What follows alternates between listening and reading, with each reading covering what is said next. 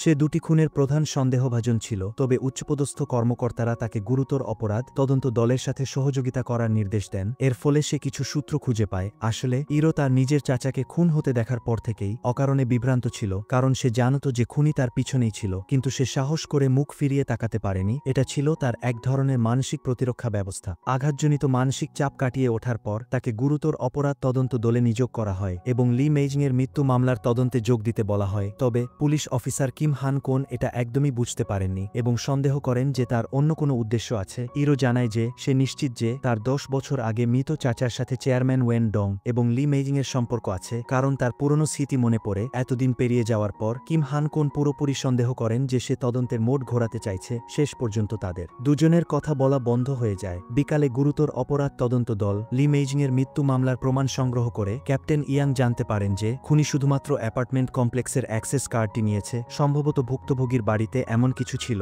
যা খুনিকে নিতেই হবে। অন্য একজন সহকর্মী জানতে পারে যে সে যখন পার্কিং লটের ড্রাইভিং রেকর্ডারের ভিডিও সংগ্রহ করছিল, তখন একজন উৎসাহী নাগরিক জানান যে ঘটনার সময় লি মেইয়ং তার পার্কিং স্পটে গাড়ি রেখেছিল। কিছুদিন আগে যখনই সে তার নিজের পার্কিং স্পটে গাড়ি রাখত, তখনই তার গাড়ির টায়ার ফুটো করা হতো বা গাড়ি আঁচড়ে দেওয়া হতো। যেহেতু এটা নজরদারির বাইরে একটা জায়গা ছিল, তাই কে এটা করেছে তা খুঁজে পাওয়া যায়নি। তাই পরে ওই উৎসাহী নাগরিক অন্য কোথাও পার্কিং করতেন। এর মানে হলো খুনি অনেক আগে থেকেই হত্যার পরিকল্পনা করছিল। বিকালে কিম হান কোন আবার অ্যাপার্টমেন্টের নজরদারি কক্ষে আসেন এবং লি মেইজিংয়ের ভূগর্ভস্থ পার্কিং লটে ঢোকার ভিডিওটি ফ্রেম বাই ফ্রেম বিশ্লেষণ করতে শুরু করেন। অবশেষে একটি আলোর নিচে তিনি বুঝতে পারেন যে লি মেইয়ংকে প্রথম থেকেই খুনি গলা টিপে ধরেছিল। লি মেইয়ং বার থেকে ভূগর্ভস্থ পার্কিং লট পর্যন্ত কখনো গাড়ি থেকে নামেননি, শুধুমাত্র একটি নজরদারিহীন জায়গা পার হয়েছিল। কিম হান কোন কিছুটা বুঝতে পারেননি, যদি সে আবার গাড়িতে উঠতেন তাহলে পার্কিং লটে পার্কিং করার জন্য কেন অপেক্ষা করতে হলো। শীঘ্রই এই প্রশ্নটির সমাধান ইরো করে দেন। সে ধারণা করেন যে খুনি একজন নিখুঁততাবাদী, প্রথমে অপরাধের স্থান ঠিক করে তারপর কাজ শুরু করে, আর সেই নিখুঁত স্থানটি ছিল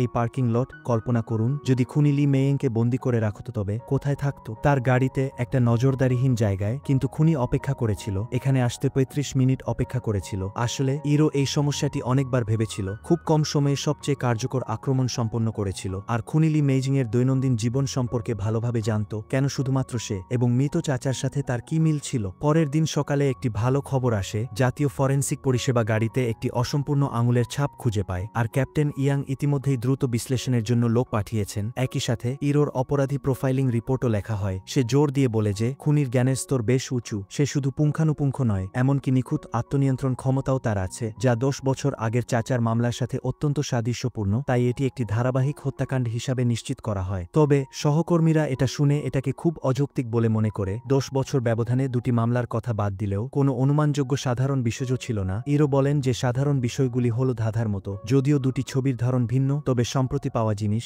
এবং 10 বছর আগে বাড়িতে পাওয়া জিনিসের উপকরণ একই রকম। এছাড়াও উভয় ঘটনায় ভুক্তভোগীর ব্যক্তিগত স্থানে এবং একা থাকার সময় ঘটে। অপরাধী আগে থেকেই ভুক্তভোগীকে বেছে নেয়, আর নজরদারিহীন অপরাধের স্থান খুঁজে বের করার জন্য দীর্ঘ সময় ধরে ভুক্তভোগীকে অনুসরণ ও পর্যবেক্ষণ করে। তারা অত্যন্ত ধৈর্যের সাথে উপযুক্ত সময় খুঁজে বের করে এবং সবচেয়ে কম আক্রমণ করে, খুব কম সময়ের মধ্যে হত্যা সম্পন্ন করে। এটা বোঝায় যে অপরাধী শুধু দ্রুততার জন্য হত্যা করে না, সম্ভবত অপরাধীর ভুক্তভোগীর প্রতি গভীর ঘৃণা ছিল। উপরের সবকিছু বিবেচনা করে দুটি আপাতদৃষ্টিতে সম্পর্কহীন হত্যাকাণ্ডের ক্ষেত্রে ধারাবাহিক হত্যাকাণ্ড হওয়ার সম্ভাবনা অনেক বেশি। আর ধাঁধার শেষ অংশটি হলো এটি। বিকালে ইরো এবং কিম হান কোন একসাথে লি মেইজিংয়ের বাবা মায়ের বাড়িতে আসে, তবে পরিস্থিতি দেখে মনে হয় অনেক দিন ধরে সেখানে কেউ থাকে না। এরপর তারা প্রতিবেশীর কাছ থেকে জানতে পারে যে লির বাবা 2 মাস আগে আলঝেইমার রোগে আক্রান্ত হয়ে একটি নার্সিং হোমে ভর্তি হয়েছিলেন। তাই তারা দ্রুত নার্সিং হোমে পৌঁছান। ইরো নিজেকে লি মেইজিংয়ের হাই স্কুল সময়ের বন্ধু হিসাবে পরিচয় দেন এবং লির বাবার কাছ থেকে গুরুত্বপূর্ণ সূত্র জানতে পারে। যদিও তিনি মনে করতে পারেননি যে তার মেয়ে ইরোর চাচাকে চিনতেন কিনা, তবে তিনি তার মেয়ের বাড়িতে নিয়ে আসা সেই বয়ফ্রেন্ডকে মনে করতে পেরেছিলেন। অবশ্যই নামটি তিনি মনে করতে পারেননি, তবে বৃদ্ধ লোকটি বারবার বলছিলেন যে সেই লোকটির চেহারা ভালো ছিল না। একই সময়ে কিম হান কোন লির বাবাকে নার্সিং হোমে নিয়ে আসা তার চাচাতো ভাইয়ের সাথে দেখা করে। চাচাতো ভাই বলে যে তার ভাগ্নি মায়ের মৃত্যুর পর বাড়ি ছেড়ে চলে গিয়েছিল।